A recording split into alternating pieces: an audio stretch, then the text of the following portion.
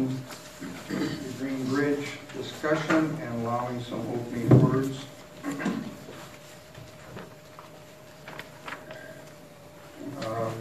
First, we come to this 3rd Street Bridge resolution, having rejected the repair option after looking carefully at the escalating costs of repair vis-a-vis the cost of replacement. We have asked in this option for WHKS to give us our pedestrian bridge choices and projected costs. We studied these figures, the town and the council alike. Tonight's vote is to accept the pedestrian bridge as an option, choosing our pedestrian bridge preference if we do, or to do as we did with repair option and reject this option for varying reasons from functionality to comparative costs. I have asked from the beginning for maximum public input on this issue, for we must as a community continue to own our future. So thank you one and all for your caring and your involvement. It takes time and effort. Before we vote, it's important that we on the council hear from the public on what you think about the pedestrian bridge costs versus the other options. And I'll ask that those for and against accepting the bridge, pedestrian bridge option speak up to 15 minutes per position, with 3 minutes or so per speaker to allow for expanded participation. We will start with the pro-pedestrian bridge option and conclude with those who prefer another option. Mr. Bronner or Mr. Berger, if you could do the timing on this, it'd be helpful. You confer. First, those who are for the pedestrian-only option are welcome to the microphone. Again, we have 15 minutes to this is, I know we've all weighed in millions of times, but the council needs to hear one more time, having looked at these figures. It isn't just the whole issue. It's these figures.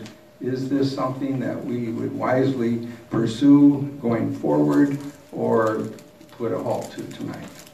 So those for the pedestrian bridge only are invited to come to the microphone.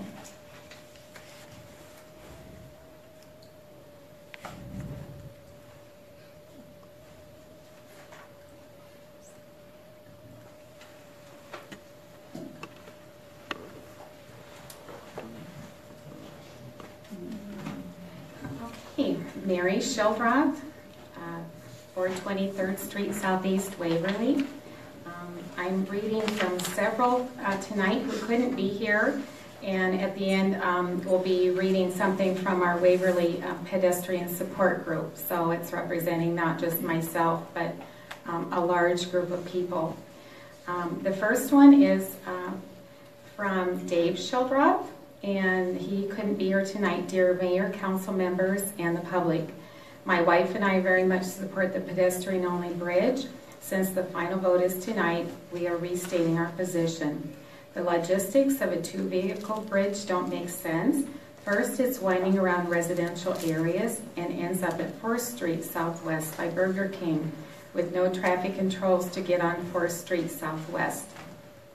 The stoplight is not allowed due to traffic coming down the sloped hill in winter at 35 miles per hour. I have already seen a car slide into the light pole, and it's quite a dangerous intersection, as was alluded to last time. Also, there's no point in our view of having a second vehicle bridge within a half mile of each other, and since thankfully the Parkway Bridge is becoming a reality, has already been a budgeted item and is at a much higher cost. Finally, let's please think about the safety of the neighborhood, especially children. What about the children walking to school, having to cross traffic? Do we really want heavy trucks and higher speed traffic going through this residential historic area, tearing up the streets? And the government doesn't allow weight or height restrictions for commercial vehicles on new bridges if grant money is used. How would council members feel if you lived in this district and a highway-type bridge was built to run past your residences, including truck traffic? Great pluses for the Ped Bridge include a reasonable cost, safety, a quieter neighborhood, keeping the historical district intact, and maintaining quality of life for residents. A pedestrian bridge will be designed to fit this neighborhood and be something everybody can use and enjoy, including walkers, bikers, for the trails, or Bergen High School teams, sponsored health events for good causes, and more. Plus, it will be tourism friendly. We trust you'll consider these thoughts and vote your heart and conscience. Thank you. Okay, so that was him, and then I'll read the next one is from Sharon Cashman, and she cannot be here tonight, so. You can't do that. 3 minutes per speaker. 3 minutes. Per person or per, Yeah, I was trying to do per person just because I think we need the, that's fine. Spread things Someone else out. come read it for her? Sharon emailed us all right. Everyone got that? Yeah. We all got to read it. I'm sure as other people talk, it's stuff that we've already gotten emailed to us too. That's fine, okay. Just the point that she has a vision for Waverly, we highly respect her view, working with the band shell and now seeing the vision for the Ped Bridge as well. The last one was from the girl by the Green Bridge. May I read that, please? You said 3 minutes per speaker. Kathy, would you come read this, please? Point of order, are the 3 minutes up? yeah, I think it might be helpful. I know, Mary, you got so much to cover. Sure, You're no, that's spearheading fine. that, but Okay.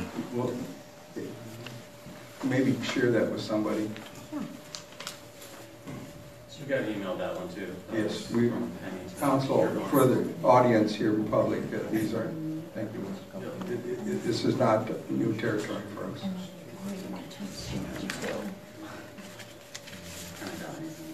So, Okay.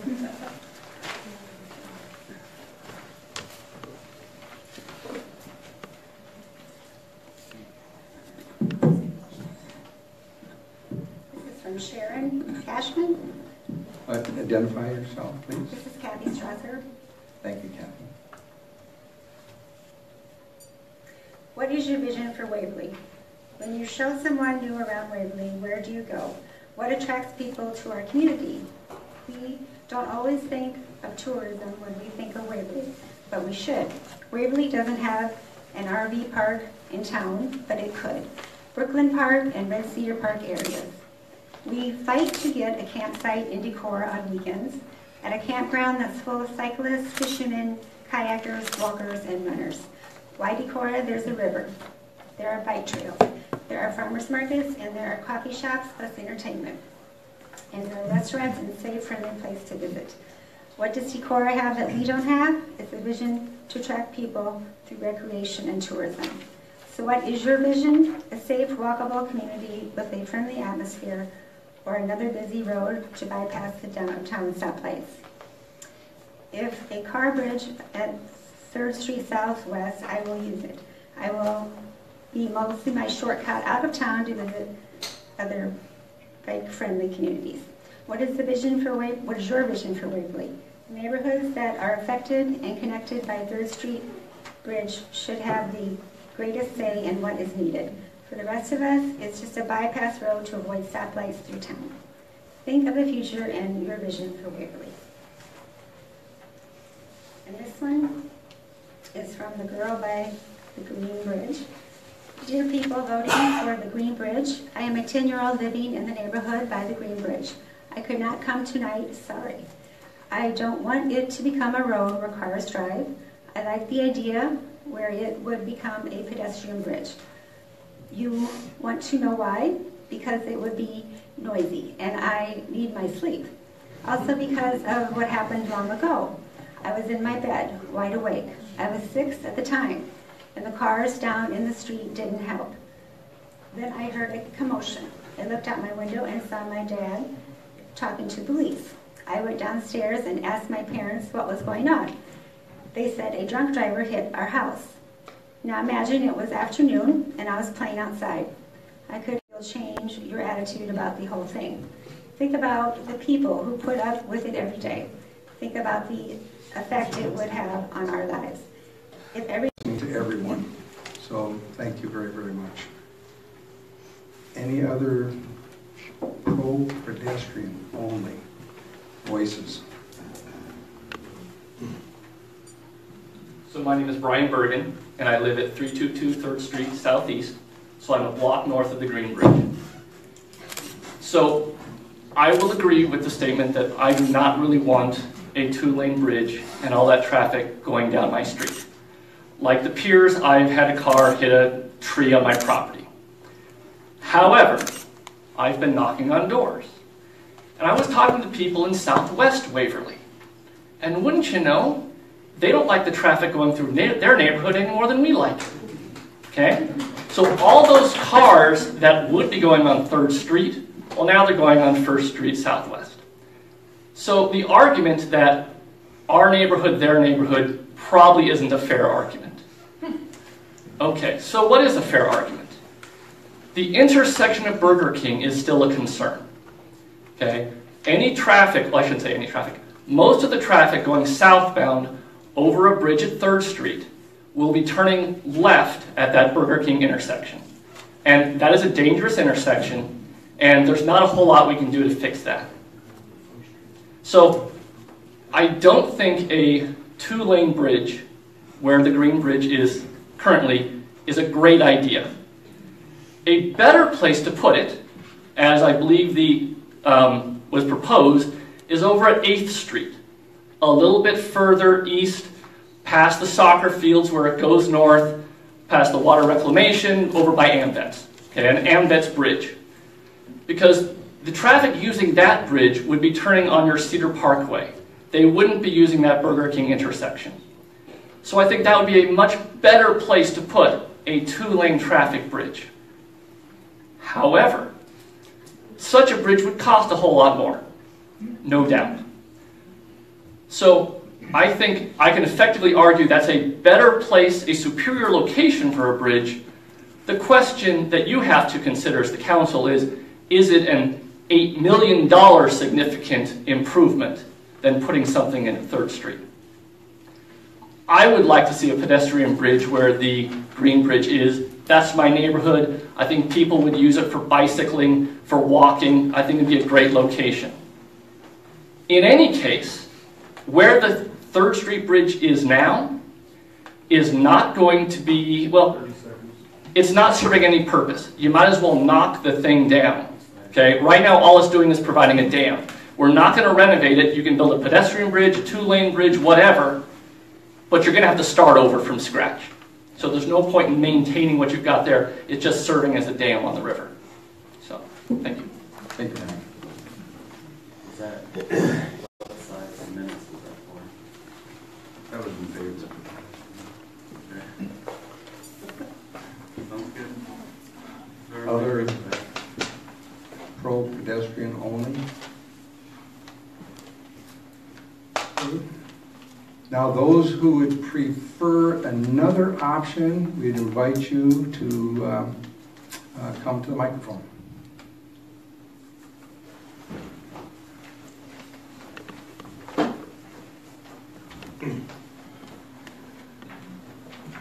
Good evening, I'm Paula Stevenson. I've been up here before.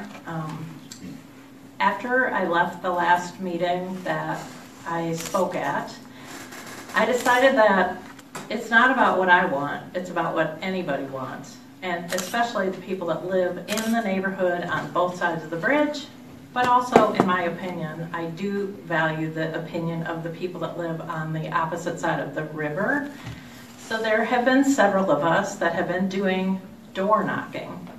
We went around, of course, some people wouldn't answer the door, some people weren't home, but we did go with 2 surveys that,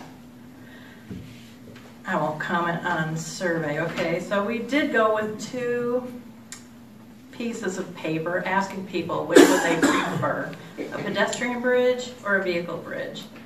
So what I have is, and keep in mind, this is not we could not get to everybody, and some people weren't home, some people are not answering the doors. So So on the southeast Waverly side, of the people that we talked to, we had 59 people that signed a piece of paper with their address on it that want a vehicular bridge. And then on that same group of pages, we have 2 people that wanted a pedestrian bridge. On the southwest side of the bridge, we had 32 people who want a vehicular bridge and 1 person that wanted a pedestrian bridge. We had 19 other people that signed that just, I don't know where they live. I don't know where the streets are. They didn't say northeast, southeast, or whatever. 19 other people that signed that. And plus I had the 24 signatures from the first time that I came, which are from a variety of places around the Waverly area. And all of those people on that particular list are people that used to use that bridge as a vehicle bridge and wanted a vehicle bridge. So if you add that to the 148 people whose voice doesn't count on the K-Way survey, we have a lot more people that are requesting for it to become a vehicular bridge. A lot of the people are here tonight that are from the area that people live near the bridge. And we really feel strongly that because we asked which one do you want, that it is pretty legitimate about, because we weren't just asking one way, we were asking both ways. And it's pretty overwhelming of what people would like to have. In addition to that, just as a private citizen, I guess knowing that the state of Iowa is going to add $1 million into the project if we do pick a vehicular bridge, that saves the city of Waverly a lot of money. I'll be done and let somebody else speak, but I just wanted you to have the numbers, so thank you. Thank you, Paula.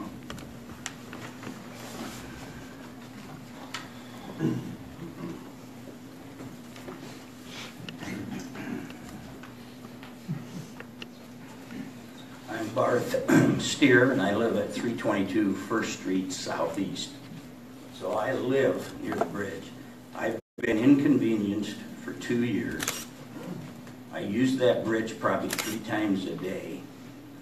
It should have happened in 2003, but a few people on 3rd Street stopped it then, and a few people on 3rd Street are trying to stop it now. And I'm totally against that. I think you should have a referendum, because a bridge affects the whole city. It affects us more in Southeast, but it affects the whole city. And I think you guys would be really surprised, because everybody I've talked to, except a few people on 3rd Street, want a vehicle bridge. That's all I have to say. Thank you.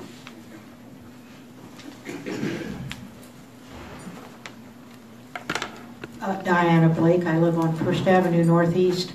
I think we would be very short-sighted to spend a great deal of money on a limited-use bridge for this growing, expanding community. Yes, we will have a new bridge on the Cedar River Parkway. That's well on the edge of the community. Yes, we have the Horton Bridge. But what would happen if we need bridge repair on the Bremer Avenue Bridge? We would have no vehicular bridge in the center of the city to serve all the traffic that we know moves back and forth across the river. I understand the Bremer Avenue Bridge is a little bit older than I am. I know I'm going to need some repair soon. I suspect it may also. We take for granted that we can whip across that bridge anytime we want. If it's not there, what do we do with bridges spread out and limited access on a green bridge that's for pedestrians and bikes only? We need to take advantage of the money we have, pool it with the state of Iowa, and do a bridge that's for everybody in Waverly, whether they bike, walk, or drive a car. Thank you. Okay.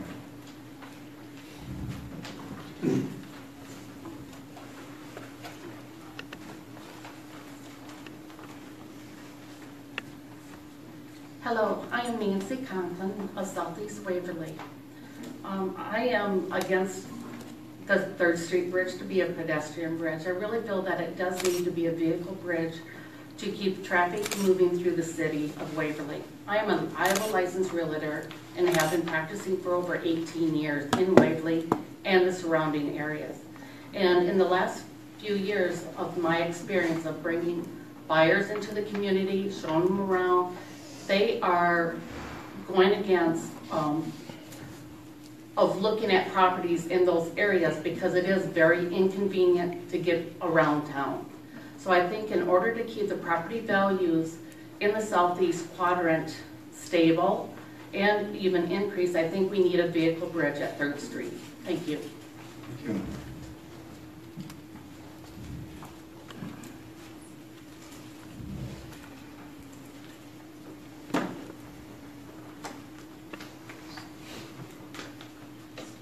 Hi, I'm Sally Downing, Leader Nolte.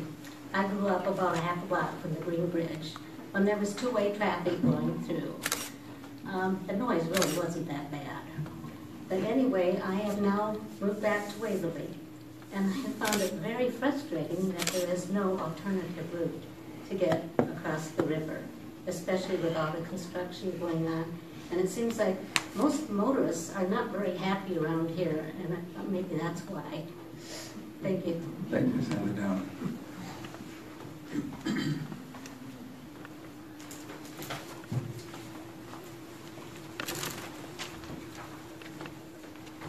Hi, I'm Mark Conklin. I'm a resident of Southeast Waverly for 22 years.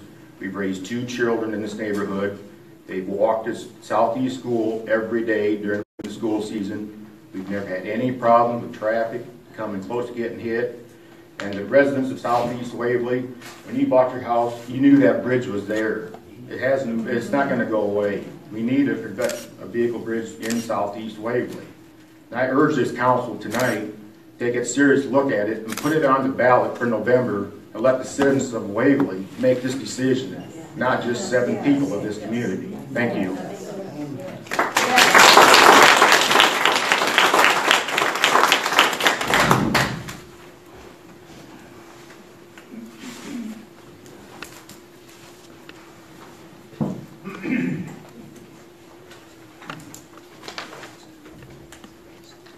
I'll try it one more time. I'm going to challenge the council a little bit. Just for people might tuning in late. Dean Solish, Northeast Waverly.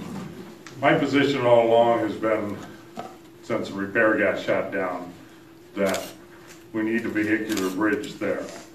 And I'm going to challenge the council to listen to the citizens of Waverly.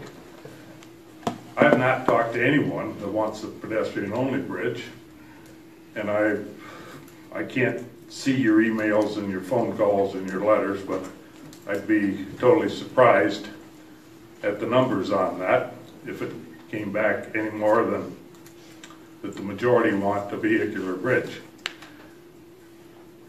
You people are running a multi-million dollar business. I ran a business for several years. I'm still involved in it. If I did not listen to the people, or any merchant in this room or in Waverly did not listen to the people they were trying to serve, my doors would have been locked within 2 years. City doesn't have that option, but you need to listen to what the people in this room are saying tonight, and the people that you've gotten emails from and phone calls from, because if you don't, the consequences might not be pleasant. And so that's really all I have, but I just challenge you to do this as a business and listen to what the public has to say. Thank you.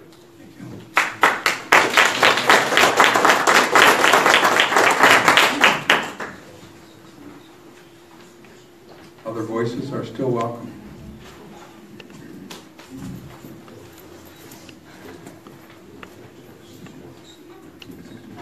I'm Larry Hanson.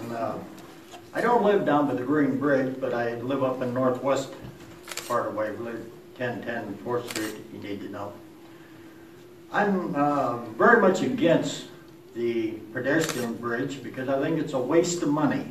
You have no idea how many people are going to use that bridge. You have done no study on it. I'm in an agreement right now that I would go along with the rest of these people.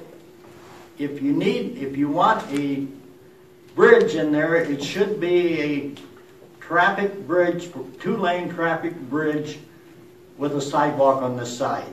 As far as kids walking to school, I live up at Cary. I see maybe 10 kids walk to school. This day and age, parents take their kids to school. They don't let them walk. I just cannot see wasting tax dollars on a pedestrian bridge at this time. If you can't afford to build a two-lane traffic bridge at this time, I'm all for the one south of town to get that done and budget it in some other year. But whatever you do, don't just build a pedestrian bridge. It's a waste of money.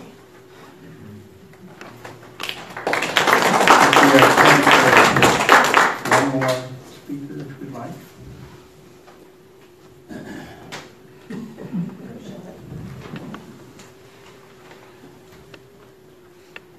Hi there. My name is Shelley Gawicki, and I live at 401 First Street Southeast. Been there for 17 years. I use that green bridge every day, at least once a day. I work at Warburg College, so, I mean, granted, right now I don't need it, but it's been such a big part of us living in that area. And everyone in the neighborhoods misses it. I mean, it's such a pain to have to go the long way around. Just for example, I take my dog to the wonderful Waverly Dog Park, and now I have to go all the way through town to get to the dog park, whereas I used to be able to shoot across the green bridge and just go out that way. I mean, your responsibility is to listen to the people of Waverly. That's why you were elected. That's why you're where you are. Please take the time and listen to what the people of Waverly want. And keep that in mind when you make this vote. This pedestrian bridge is ridiculous. As he said, it's a complete, total waste of money. You have to allow the people that live in that part of town to be able to get out of town more than one way. For example, during the flood, when the roads are covered, that green bridge was, for a while, the only way that people could get in and out of that development over there. Keep that in mind. I mean, we need to have another option to go back and forth across town. Thank you. Thank you. Lieutenant Lumber, out of time. We still have some time. Could entertain even one more.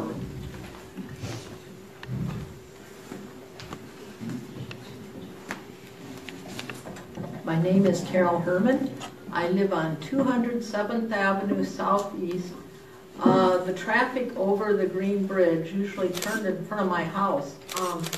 I've never minded. In fact, I miss the traffic. My parents lived to be quite old, and there was a lot of concern during the floods that if something went wrong with their health, we couldn't get the ambulance in. If they build a bridge for the bicycles and they build it so that the ambulances and the fire trucks can get over when we are landlocked because of flooding, then I would suggest that you build a bridge big enough for 2 lanes of traffic, or 1 lane if that's what you want. But I can't see spending money on a small bridge because we do need fire trucks and ambulances to be able to get into our area when it's flooding.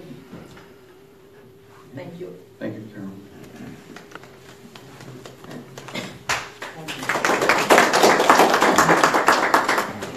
Council, given the costs and given the public input that we've all received, but we're also anchored by our own reckoning and on our own consciences. So the question is, putting all that together, should we proceed with the pedestrian-only bridge option? I'm going to ask for a hand show. If you think we should not proceed with pedestrian bridge, please raise your right hand. Point of order. Yes. What's the process that we're following here? Okay, I'm sorry. Last time I did this, I gave a little briefing ahead of time. We're going to do hand votes. First, to proceed with a pedestrian bridge only, or not to proceed with that, so that's the first vote. So are we going to, because the question we have before us is, we have these figures, we looked at them and balanced it the best we could. Is it worth proceeding? Just like we did with repair. So the first vote will be to either go ahead with the bids and do pedestrian bridge. How is this related to the motion? Yeah. We're working up toward the motion. The motion will eventually include, if we vote to proceed with the pedestrian bridge, then we'll be voting on options, both first functionality and then type of bridge. That's the only way we can do a motion, so the motion will be filled in by our votes. Thank you. Mr. Mayor, I think what's been published as far as what our discussion is, there's a resolution, and we have options A through R in the resolution, and I think it would come down to council discussing and then making a motion on one of those options, and then the vote would fall where it falls. Are you trying to eliminate the options as we go? No. Yes, right. I'm going to start with functionality, and then we'll work towards type of bridge. So we will get there, but we'll get there piece by piece. Mr. Mayor, I have a question. If we do what you're proposing and the vote fails, do you have other options for us to consider? No. If it fails, it just, this is, we move on to the next agenda item. If it passes, we have a whole series of decisions to make on type of bridge. And I thought we'd start with functionality. And I understand where you're headed. I expected it to be formally listed like that we would take a formal resolution on, do we proceed with pedestrian only, and then if that passed, go into trying to decide which option. I just, again, maybe looking to Bill for some legal definition here. That can we make a motion? Can we do a hand vote? Something that's not on the agenda? We suppose, I mean, you have to make the original vote to go for a pedestrian bridge to go into the options. That seems to be kind of inherent in all the options that are on the table. So I don't know if, I don't know if there's any rule about how that.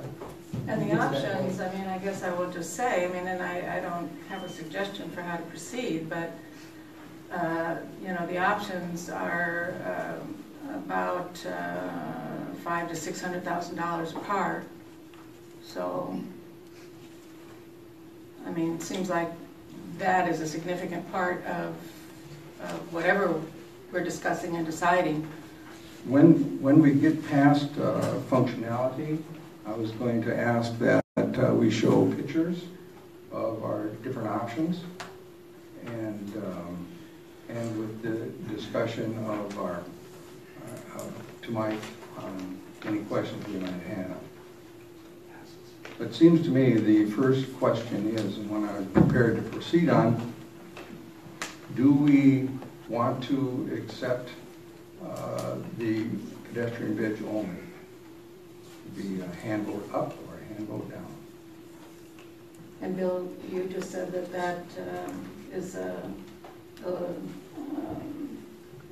legitimate legal way of proceeding. I think it's inherent in every option you have here. You have to vote first on moving forward. On right, but does it matter whether it's a hands up or down, or does it matter whether it's an official vote?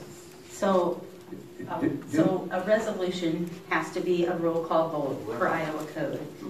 You're not changing the agenda because the item is still what was introduced. So you could have as many motions as you want on one item. Now, I'm not saying, my goodness, I'm not telling mayor and council how to handle this or anything, but that is what I know. So to make We're going to define the entire resolution first, is what you're saying, and then make a motion with the option in it to be voted on by a roll call. So if it passes and we want to proceed, then we'll do it. It passes by a hand vote? Well, that's how we proceeded before. That's been our modus operandi so far. Got it. Whatever. I mean, it seems to me on the hand vote, what you're talking about is more of a show of support, because I still think you have to either not go through with the motion. Eventually, we end up with the motion. But the motion will be comprehensive, because by the time we get to the motion, we'll have decided, if we decide to proceed, with both functionality and type of bridge. So it'll be a motion that will be inclusive of all parties. Fails on the hand vote. Then we're move on. Yeah, then we move on. I guess my concern about taking a hand vote is that it doesn't give members of council the opportunity to provide any rationale for how they would like to vote. I think that might be important.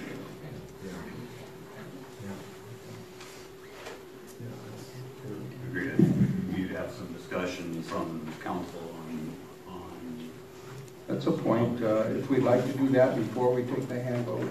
I think it's completely appropriate. You want to allow council briefly to run through their wishes, maybe some of their options. It might help foster that communication to get to a single item. As we're talking about, you have numerous options here to get through from the cross-section matrix of what could be. The only way to get to that is to start to whittle it down, whether it be by weight or width or type or material. There's no other way to get to this unless you start to, because I really don't want to discuss all 25 of these or 30 of them individually. Take votes on all 25 or 30 of them till we get the one we like. It's only 26. Yeah, and the way I've been taking, Mr. Ganges, however many there are, I don't want to discuss 3 pages of options. And it has its own honing process, Yes, sir. as we get through. If we start with functionality, it will narrow down very quickly. I would But, suggest, though, even a vote on functionality is related to other more detailed information, and I'm just going to say what I prefer at this point, having heard now what you had in mind for our process, Mr. Mayor, but I would suggest that we have a discussion first, so that we can talk about where we are, and if that then gels into a motion for a particular option, then someone will make that motion. The first discussion, I think, should be whether or not we have a pedestrian bridge. Yeah, I do too. I mean, and if we need to discuss first before we vote, that's fine. Let's take a few minutes to preface our vote with discussion. Anything anybody would like to say, be free to say it now. Maybe I'll jump in first. A couple of things that I keep going back to here. When the bridge was first closed, and one of the first couple of discussions we had was centered around why did we let that bridge deteriorate to that point. There's 3,000 cars a day that go across that bridge. We shouldn't have let it go into disrepair when we had to close it. It seems like we've lost track of that when we narrow down to pedestrian only. I think Brian made a good point here, and it's something that I've had people in the Southwest contact me on, is if you don't have a bridge there, those 3,000 cars just didn't disappear. They went somewhere, and they went into my neighborhood. And we're a historic district just like the Southeast is. So if you're going to protect one because traffic is going to be bad for it, it just doesn't make sense. So I struggle with that. The other one is I know that we've all gotten emails from folks that have opinions on both sides of the question. So when I hear folks say we have to listen to the public, I think I feel very comfortable saying this council is listening to the public. We just come at it from different perspectives. When I look at it, I feel my job is to take the input of the citizens, take the input of the planning that the council has done together, and then apply that to what I feel is the best for the community at large. So that's where I'm coming at. My decision is, when we walk out of here, half this group, or close to half of this, is going to feel like the council listened to them because they voted in their favor. Where if you're judging, have we listened to you by the vote, I think you're kind of not giving us the credit we deserve. We listen to you, we just come at it from different perspectives, and we make a decision.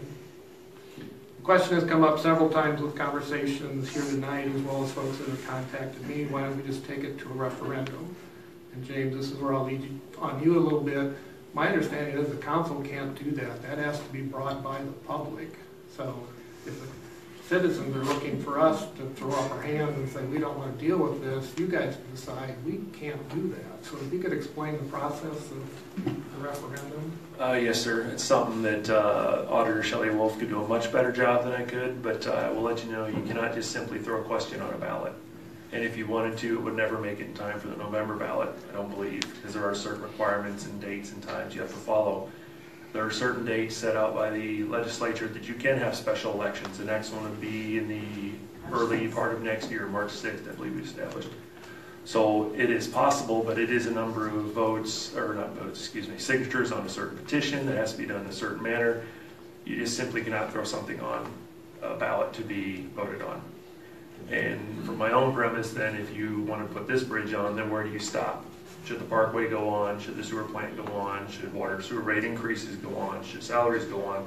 Where do you really stop? And then why were you elected as a council? We could get rid of all of us and just have a vote every month on everything we want to decide by majority. It may be extreme, but that's kind of the path you're heading down when you do not allow people elected by the majority to serve in the instance they were elected to do and make those decisions for the masses that did elect them. So I understand the want to move this towards a referendum. It could happen, but it's not something that happens quickly, and it's not something you can just do.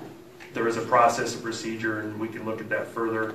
I know Carla's checked into some of that. I don't know if you have any additional comments. I can tell you that you cannot have a special election 46 days before a general election. And then there's 4 dates throughout the year. In 2018, it's March 6th, May 1, August 7th, and November 6th. And there's also legalities on what you can hold a referendum on. This, when I asked Shelley Wolf 6 months ago, it was not, but I didn't go into specifics with her.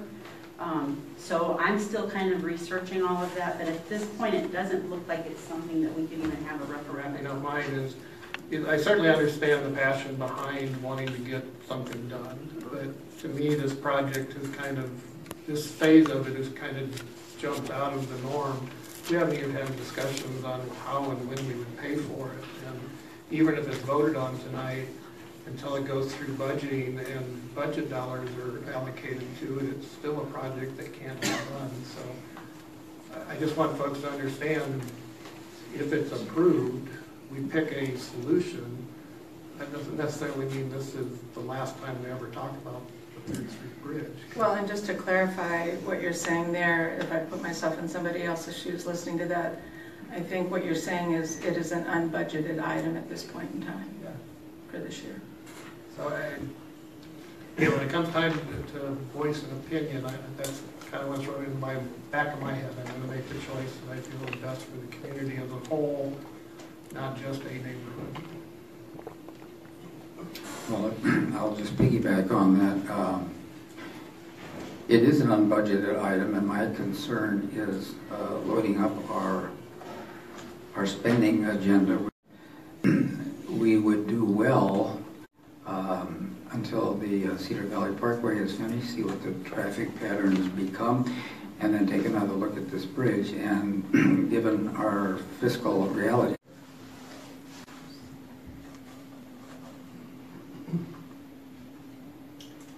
more discussion. You know, back in February, I think Edie, I think you brought it. You know, there was the 2-lane bridge is not the default on the decision here. That you know, there was other options, and I think that after a lot of discussion and a lot of input from the public, both for and against, I think that we've come up with a pretty good solution here. Diana said too that, you know, one point was that, you know, if we need to go quick through town, we just whip across the bridge. Well, when they just whipped across the bridge and there's a 1 lane, at least you had to slow down. This is a 2 lane, you know, I think there's going to be an awful lot of really fast traffic across that bridge and up and down 3rd Street because there's no street. And, you know, as far as keeping traffic moving, you keep traffic moving for where? I mean, you're in a big hurry to get to Burger King corner to the 4th and 8th, and you're still going to have to wait. The time restraints and everything makes no sense, and it can just, you know, even down 1st Street in Southwest, you know, that's still moving traffic through a residential area. I mean, we're redoing Bremer Avenue so it makes it more efficient, and maybe why not have that traffic go down Bremer Avenue? And then the traffic that would rather bypass downtown could go on the Pursuit River Parkway. I mean, that's a far better solution than bringing it through town. Mind is always to listen to everyone. Thank you. So, you know, for the other point, you know, there was a statement said all the way around. I don't think anybody drives any further around than I do. And I've learned to be perfectly okay with that. For me to drive to the other side of the bridge is, you know, we've got the furthest to go. And we've learned to cope, and we've learned to get along just fine without it. And for just to be a shortcut or to save 30 seconds of time to be able to go across that bridge and through residential areas and the hazards involved with that, I don't think is the right thing to do. Thank you, Dan. Yeah, I feel like, you know, I feel like I need to speak, but at the same time, I feel like we've been talking about this for a long time. And as we think about it, we have been talking about it for years. To me, and we are listening to the people. You know, and I've got a list of other topics that I don't want to go through, but there's other topics in Waverly where I feel that we haven't really listened to the people. But this topic we have. But I think a longer term solution, you know, as I look, and the last meeting I showed an aerial photo of the city, and basically I said if we could start over, design where the bridges would go. I'm looking at that picture now. Basically, we've got the center of town, we've got Bremer Avenue, we've got the Horton Road, you know, by Weird Light and Power there, and then 10th Avenue. To put another bridge on 3rd Street through a residential area would be, I mean, just pick any neighborhood in town and run a bridge through it. To me, it's not good city planning, and it's not something that anyone would do. And I would question if the state would actually fund this for such a thing. There's been also as I look at the other bridges in town, and I can show this too, but they're all on highways. Horton Road is a highway, Bremer Avenue is a highway, 10th Avenue will be a highway. This is a residential area, and I've taken pictures through that neighborhood. It's, you know, the trees coming over it. It's not a highway, it's a residential area. And so for us to put a bridge there makes no fiscal sense at all. Which brings me to the second point. There's been some discussion about 10th Avenue. You know, we're spending $10 million or 12. I mean, it's a significant amount of money. But, you know, tonight I voted no on a simple project just because I've got a bird in my saddle about we should have sold that property for more money. But if you think about that short stretch of that small little piece of property, there's already going to be $1 million project on that property in that little space. And that's because we're expanding 10th Avenue. So we continue 10th Avenue. There's already housing going in there that's much needed.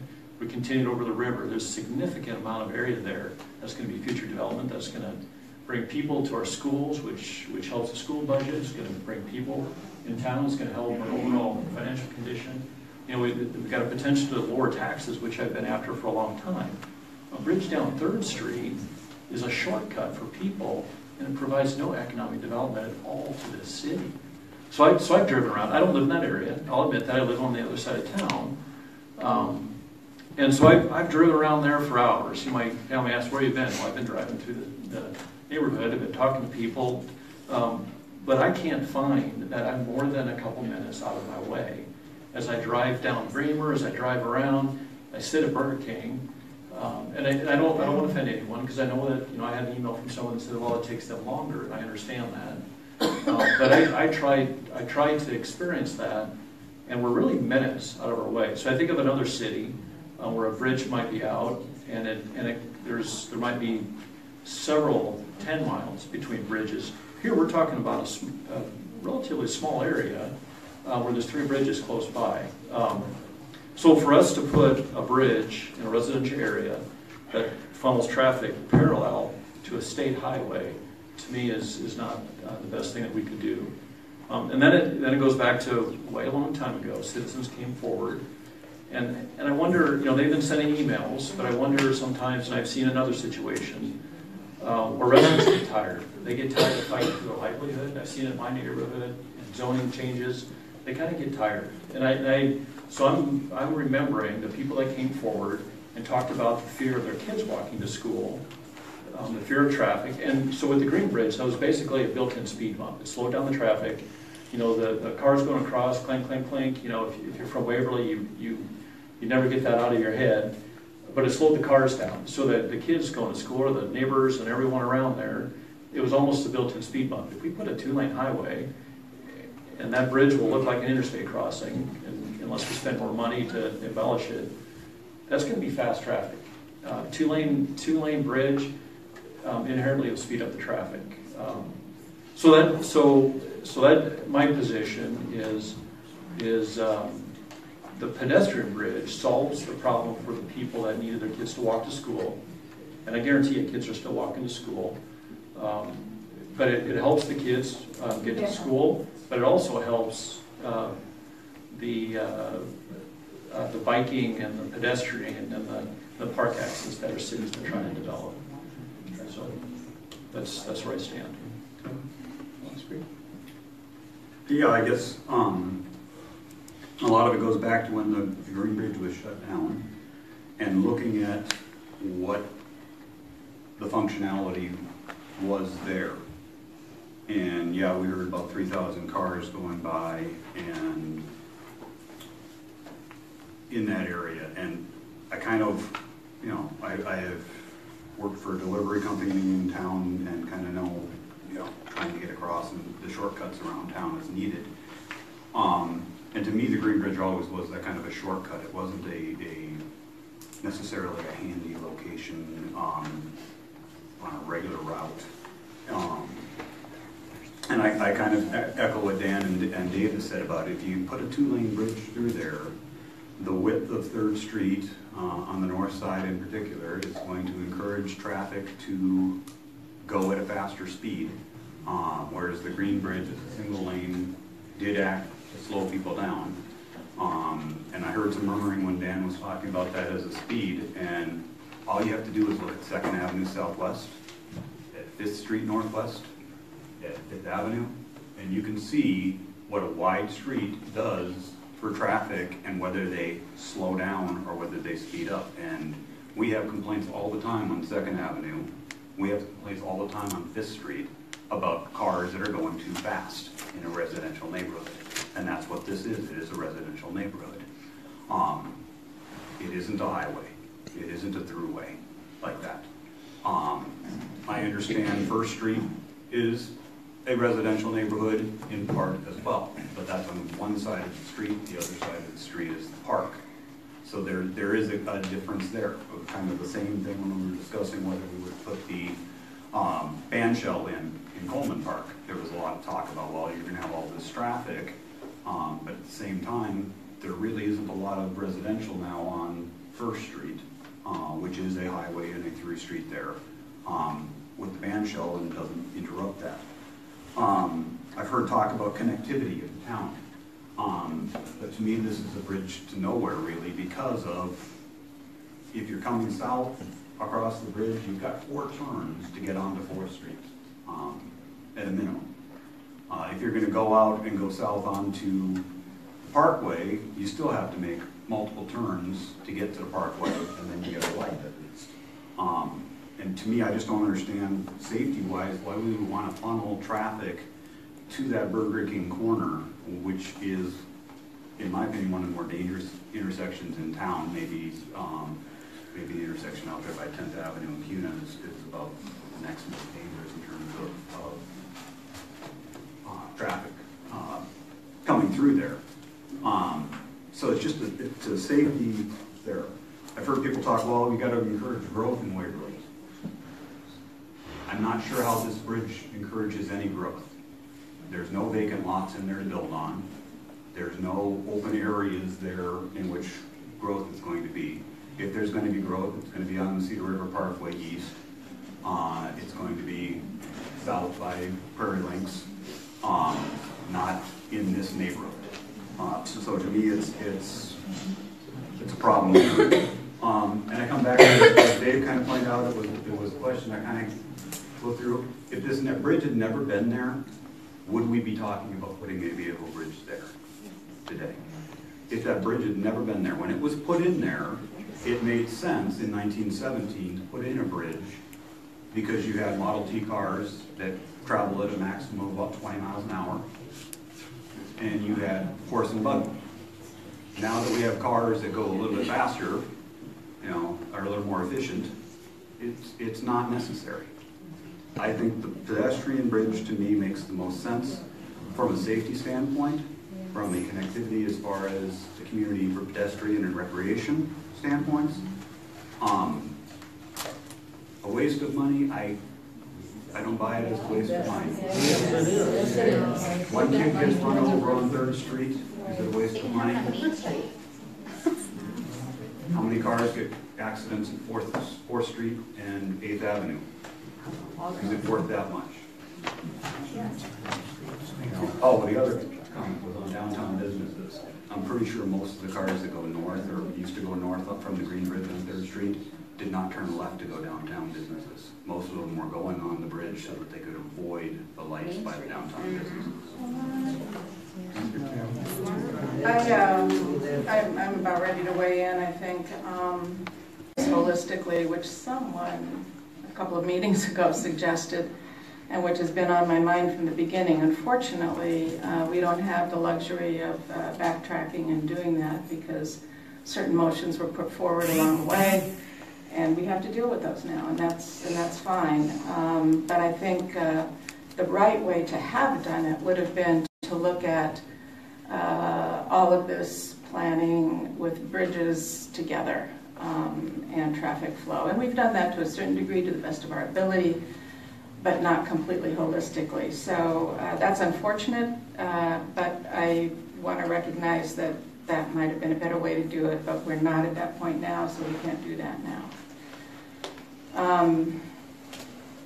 In all of this, have tried to listen to everyone very carefully, and I've received communications from both citizens in the neighborhood, all over town. I'm an at-large person. I think we all probably do that, but I feel particularly like I need to weigh the entire community, the opinions of the entire community when we approach things like this. Not just because of my position, but also jumping for a minute to the financing of it. It's not just the residents in the neighborhood who are going to be paying for this. It's going to be the entire Waverly community. And so it's very important that we listen to everybody, and I've tried to do that. Taxpayer dollars will be coming from everyone. I also want to clear up while I'm on finances to say that while we don't have currently a promise of $1 million from the state for I don't know how many years, more than I've counted, at least in what I've gathered a long time ago when we first started this process, the letters that came to the city. The Green Bridge has been on a list of the states for being in disrepair for a long time. Now, they don't put it that way, but they send us a letter every year in December and ask whether we are ready to take $1 million in order to repair that bridge. Replace that bridge. They would only pass as any indicator that we will get that letter in December this year, and it will ask us, would you like to have your $1 million for this bridge? That clear. It's not clear that that will happen, but I just want to make clear what has happened in the past for many, many years. Sticking for a minute back now with the listening to the people, a comment I made, I will say again, and I've said it before, I have had dozens, they've increased since the last time I said this, by the dozen, at least, of people in Waverly that they are in favor of a vehicular bridge. There are roughly half a dozen people who repeatedly, and I appreciate that, you know, tell me what you think, are for a pedestrian bridge on this particular issue. With regard to traffic, I don't know on some of Tim's comments about speed. I think there is a way to regulate that. There certainly is a way to enforce it. So I don't understand why, you know, speed all of a sudden becomes an issue when it wasn't one before. Same number of cars will probably be going down that street. Speed will be roughly the same. I don't think it's going to funnel a lot of traffic. I just don't see any evidence of that. And in terms of growth, I'm jumping around here just a little bit, but I think the comment that was made by the realtor who spoke, maybe there's no opportunity, or maybe there is, because I have heard from businesses about that they rely on the traffic that comes to them to downtown by going across the bridge. I suppose there's no, I don't know if there's evidence for that or not, but let's just for the moment assume that, you know, there isn't any growth, Tim, like you suggested. What about decline? What about decline in that neighborhood? According to property value, what the realtor told us about property values and perhaps other things as well that we don't even know to anticipate at this point. And again, coming again back to the finances, I mean, I try to listen to people, I try to take the, you know, everyone's opinion into consideration, but we're really roughly talking about a $500,000 difference, most likely, somewhere around there, between a pedestrian bridge and a vehicular bridge. And so to me, when I take in citizen input, good steward of our resources, I believe we can build a bridge there with certain aesthetics that fit into the neighborhood. I believe we can regulate the speed. We can have a pedestrian and bike crossing. I guess, to me, just logically, I come to the conclusion that for the community at large and for the public good, I would not support a pedestrian bridge.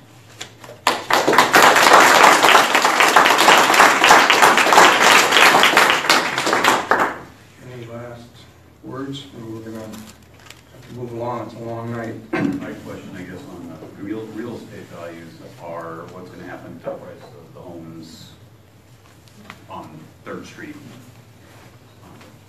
north side of the bridge, or forward like Dan's house. Is that going to be positively affected by having 2 lanes of a highway run by them? Why do you think it would be negatively affected? Why do you think it would be negatively affected? You don't think that having larger amounts of traffic going by it? I don't accept that premise. I don't accept the premise that there will be more traffic. I don't want to get back and forth. My thought is just a 1-lane bridge deters more people from going across, whereas a 2-lane bridge will not be any kind of extra different. So they only way the traffic flows over the it's not going to have less. I'd like not to get into debate. We're stating our positions. Wes, did you want to weigh in before? Maybe just 1 second. I guess I can. And I've had a history of, and I've asked the same question. And I've generated data that shows the property values over time next to a highway bridge compared to the property values next to recreation. It's a no-brainer. This isn't a highway bridge. Sorry, Dave. It's not a residential street. You said that you didn't feel the speed would be higher. What happens with the 1-lane bridge and the green bridge? Everybody had to stop and take turns to go across it. So there was no speed. That there would be no speed, regulation from the bridge itself. There were only 2 more blocks south of the bridge. I mean, the vast stretch of the bridge was before that, and the street was way before that. And the comparisons to some of the streets that Tim mentioned are very different because they're much longer. How much time have you spent? Okay, I think that rather than go back and forth, we stated our positions. One more time, I didn't know what that meant. Did you want to weigh in, Wes, or not? We've been talking for 2.5 years on this, so I'm ready to get it over with, so let's go. Okay. Nothing more needs to be said. But I do thank everyone for huge participations, and I think we're ready to proceed again, unless I will ask for a little nod of understanding here, but we are working toward a motion. But at this point, we need to know whether we want to proceed towards accepting these bids towards a pedestrian-only bridge. So I would ask if you do not want to proceed with a pedestrian-only bridge, that you raise your right hand. You do not want to proceed with these bids. If you vote that way right now. There are no bids. What? There are no bids. The options. The options. Yeah. I misspoke. Okay, I just want to be clear. Yeah, no, that's very, very important. Yeah, what we have is a set of options before that we're going to hone down, if we can. And so the question is pedestrian only or another option? I guess, Go ahead. with all due respect, I disagree. I think somebody should make a motion. If somebody wants a pedestrian bridge, they should make a motion. I agree with the mayor's process. The motion is printed for us, is not? That we're going to end. Not with a specific option. I know, but eventually you're going to end up with a complete, that's where the line is on the motion, where you end up with the complete list of what we're going to do if it moves ahead. But if it doesn't move ahead, then we have to send it forward. The resolution says documents for one of the 3rd Street Southeast Pedestrian Bridge options. With a blank to be filled in. Which are listed.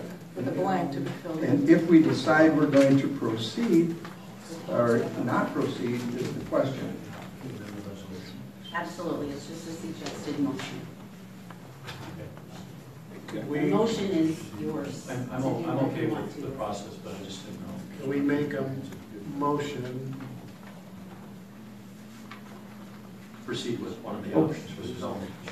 Since I'm getting a lot of resistance, I do want to get us all on the same page. Dan, if you'd like to use it, we can do a hand vote after we get through this. If one of you'd like to make a motion. I understood what Carl said earlier, we can make as many motions as we want to get us to the resolution. Correct. So if we leave the resolution as is now, and I make a motion that we do not continue down the path of a pedestrian-only bridge, that would give us something to vote on. It's the same intent and it's fine with me. To me, a little more substance. Is there a second? Second. The motion. My problem with that, this is procedural. Once you voted on the resolution, that's essentially done. Yes. So I would make a friendly amendment to your resolution, or to your motion, because once we start voting, actual voting. We need to make it affirmative to the resolution. Right. And then rephrase my motion. I would like to make a motion that we continue to decide on the appropriate option for building a pedestrian bridge.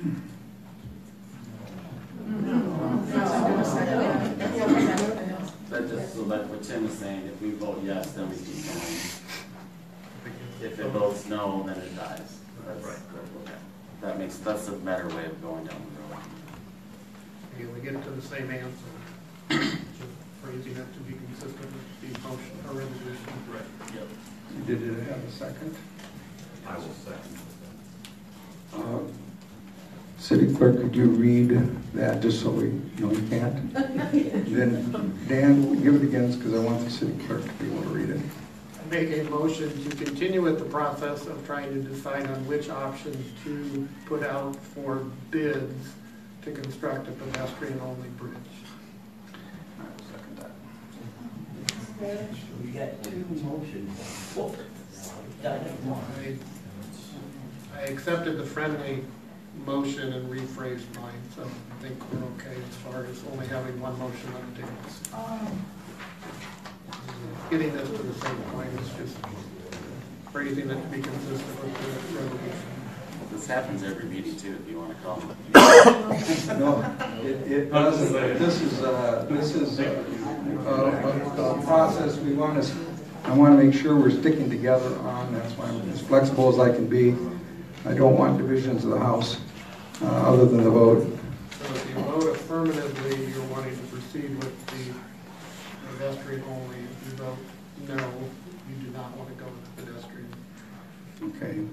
My understanding of what I said. Roll call vote, because I want roll call vote on this one. Okay. Lampe. Yes. McKenzie. No. Mesnichek. Yes. Chair. No. Waldstein. No. Gabe. Yes. Kangas. Yes. Proceeding 4-3. Let me,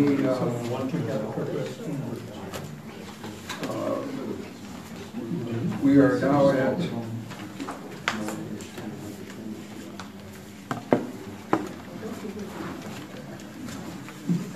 just so that council can concentrate, try to keep the conversation in the gallery as minimal as we can.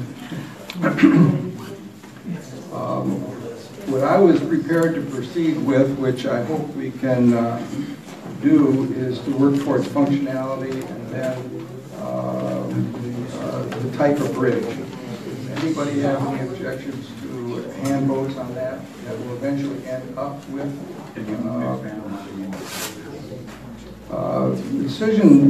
first decision we have to make on functionality is our choice between a 10-foot wide bridge and a 12-foot wide bridge. The 12-foot bridge will allow us emergency vehicles during flood times and main bridge problems.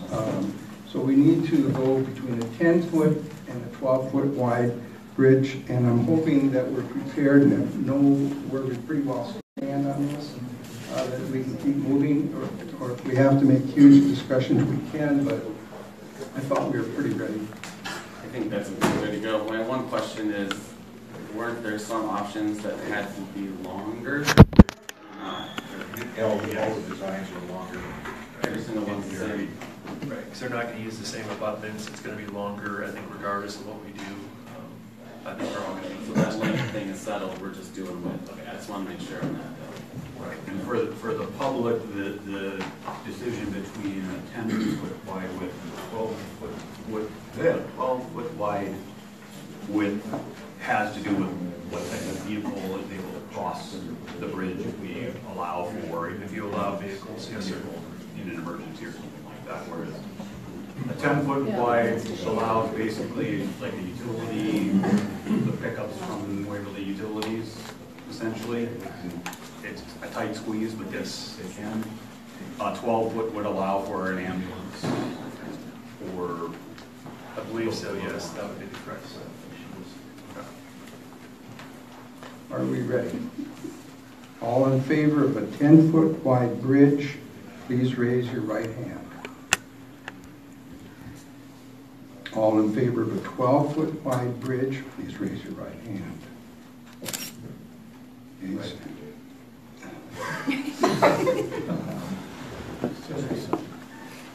Then we will be moving forward with a 12-foot bridge. Now that that is set, we next want to do the type of bridge we desire. For the public, the choice is between steel and concrete. I'm going to ask Mike Cherry to give us quick pictures of our choices if we need to refresh our memories. Hopefully this is for the public more than the council. Can you make comments too? There's your steel bridge, and there's your concrete bridge. Steel one again. You want to add some price tags to those?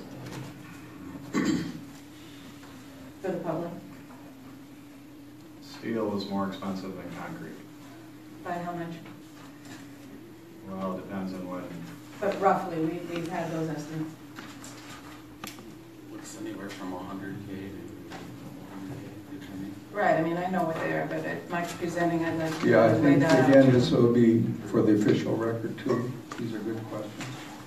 There'd be a factor in maintenance and that kind of stuff too.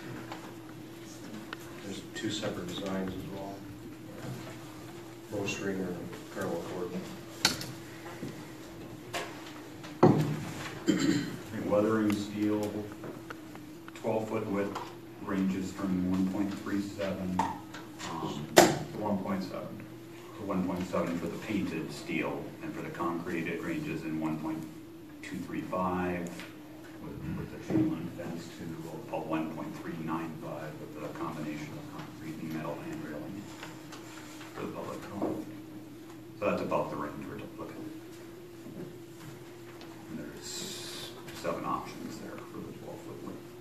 So the 1.2 gets us basic concrete with just your everyday chain link vinyl fence. Which is kind of what the Janesville Bridge. That's the way to go. But if we want it to look nicer, Well, actually, with the 12-foot bridge, if you want vehicles, you're limited to the concrete parapet wall. At that point, you design it for vehicles, chain link fence isn't going to be sufficient. You have to go with the concrete parapet wall, so that would be the $1,395,000. So that one is set. Makes it a what little easier. would be comparable then to the metal steel one? We're at 1.39 on the concrete. On the concrete to the weathering steel, the parallel cord would be about 1.37. Basically the same. About 25,000. So there's $25,000 difference between the options we choose. Well, we Well, could no, go all the way I to mean- the painted bowstring for 1.7, so if we go another Sure. 9,000. But yeah, it's basically what it is. There's a full range of 1.2 to 1.7. But we just narrowed down that we couldn't choose some of those, so. $25,000 difference. Whatever you choose. Okay, for those who would like a concrete pedestrian bridge, raise your right hand. Well, we'll hold it after that. Those who would like a steel pedestrian bridge, raise your right hand. Okay, steel it will be. Next, we must decide between bowstring and parallel cord trusses. Pictures. Let's see what we got.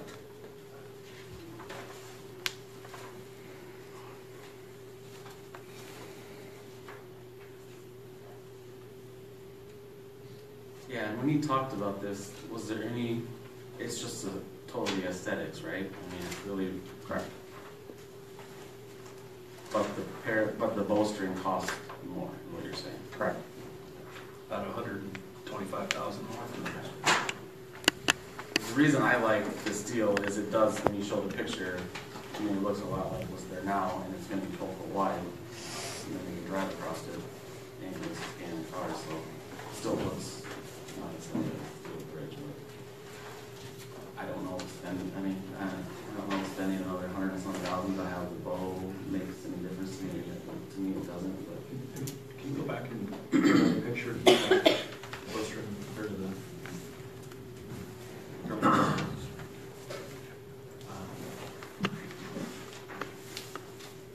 He was saying too, it's not gonna be straight across anyway, right? Isn't it kind of gonna? It'll be arched like this one. So it's gonna appear to be arched even if we don't. Parallel beam will be arched. Parallel beam. Cord will look a little bit because of the pieces. Didn't he say there were like 3 pieces? And so it would kind of have that. So the bridge that you see on the screen right now is actually designed with the arch in it. The concrete beam bridge, being a 3-span bridge, your inflection points are going to be at the piers. So it's going to be flat. Well, the center pier is probably flat, or the center span, and then the end spans are going to be somewhat sloped. But not as much as this. This is going to be a very smooth, uniform, but at the length we're talking about, even on concrete, it's probably, the inflection points aren't going to be probably very obvious.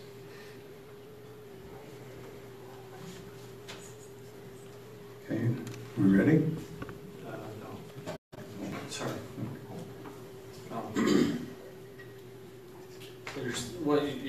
There's going to be 3 sections to the bridge, is what you're saying, right? Yes. And so it's going to still be arced into some degree, but you're saying the middle one could be straight, but they're probably going to slope the other one, so it's going to still be an arcing type bridge. Not dramatically noticeable. But it won't be dramatic, is what you're saying. Yeah, I got you.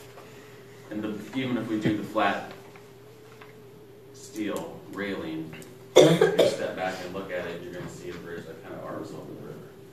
Yeah, like you see in the picture here. Okay. Well, she just said it won't look like the picture, but you're saying it will. No, the steel one, they can actually build the arch into even the center span. Okay, well that's what we just chose. We chose the steel. The concrete beam, the center span is, the concrete beams are pretty much flat. We're not talking about concrete. Yeah, we chose we're not talking about concrete anymore, right? Yeah. Right, we're dealing steel, and we're going between bowstring and parallel cord. But there's some concrete in this. Well, there was a question asked about how much of an arch would a concrete beam bridge have. And I said it's not smooth like this. You end up, the beams are straight, but you can have inflection points at the piers. But with this The steel bridge will be arced all the way through, like you're showing here. I believe that's the intent, yes. Okay. So we asked a really silly question. This is the parallel or the... Correct. Or bowstring. This is Parallel parallel. cord. This is do you have a picture of the bowstring truss? No, we do not have, we just have the schematic. So we're saving $160,000 from I can tell. Yeah, my understanding the bowstring would be three beams of the steel where it kind of look like more dramatically where you get the natural curve that it's all one. Okay, all in favor of the bowstring, please raise your right hand. All in favor of the parallel cord, please raise your right hand. It will be a parallel cord. And lastly, do we want painted or weathering steel? Pictures, please. I don't believe we have any pictures of. Okay. Well, here you've got the weathering steel. So there's the weathering steel. And let's see. Is there a financial advantage, Mike, on one of the two? Yes, the painted steel is more expensive. And you have to continue to paint it. Yeah. And the downside is the weathered, is it both, or is it just the weathered steel that the both can't be used on? primarily the weathering steel. Primarily the weathered painted, it could, since we're constantly repainting it, but correct. Higher maintenance. Higher initial cost, higher maintenance cost, but painted. The issue with weathering steel is really shouldn't be using de-icing chemicals on it. Say that again, sorry, that's just what I was asking James. Right, so our traditional de-icing chemicals would basically deteriorate and shorten the life of the bridge. But the one we're talking about now? Right. So you wouldn't be able to put anything on that? I would, in taking the lead of the engineering firm, it should be frowned upon. And so how would you maintain that in the winter when it is icy and snow? Well, you try to get out there as soon as possible to beat the foot traffic. Once foot traffic gets on, it's going to start packing it down and turning it to ice. And at that point, it becomes very difficult to remove. You use sand only? You'd have to do sand. I was going to say there's probably alternative methods to keep it safe. Well, that's not when the presentation was. I mean, I just want to be clear so people know that when Casey did that presentation, he said you really couldn't put anything on it. Right, sand would be the treatment for anything you cannot get off in order to maintain some measure of traction. You would have to sand it to provide some resistance, good resistance. And so if somebody is injured on that one, it's not clear who's liable for that. I'll let Bill address that one. Be the same as. What's that? If you didn't get out, if you're never getting out, We can talk about every sidewalk. What about if the ice builds up on the brick on the Premier Avenue sidewalk? Who's liable? So it would be just like, well, it's different than every sidewalk in town because homeowners have responsibility for their sidewalks in town. Premier Avenue with the brick. Well, I would just like to hear what Bill has to say from a legal point of view. Okay, go ahead.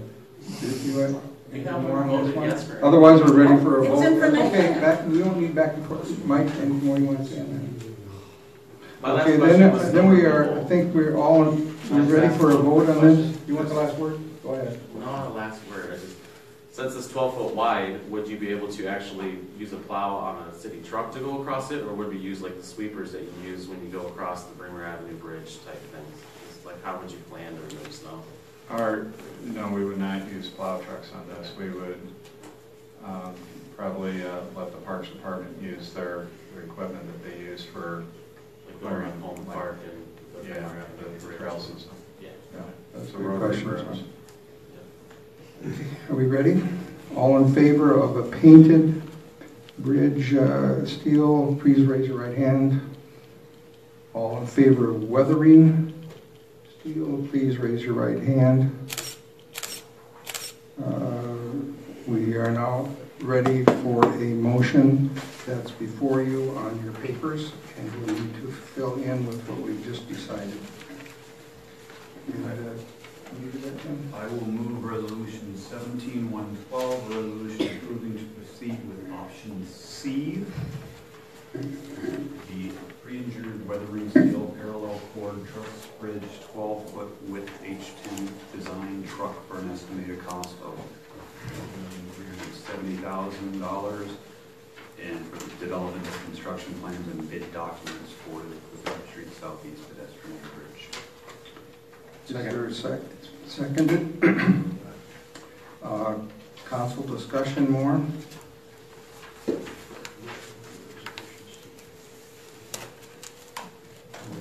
Roll call vote. McKenzie, No. Listencheck, Yes. Sheriff, No. Waldstein, No. Gabe, Yes. Kangas, Yes. Lampy. Yes. Is that 4 to 3? 4 to 3. So resolution 17-112 is passed 4 to 3. Regular business item number 2 is the state of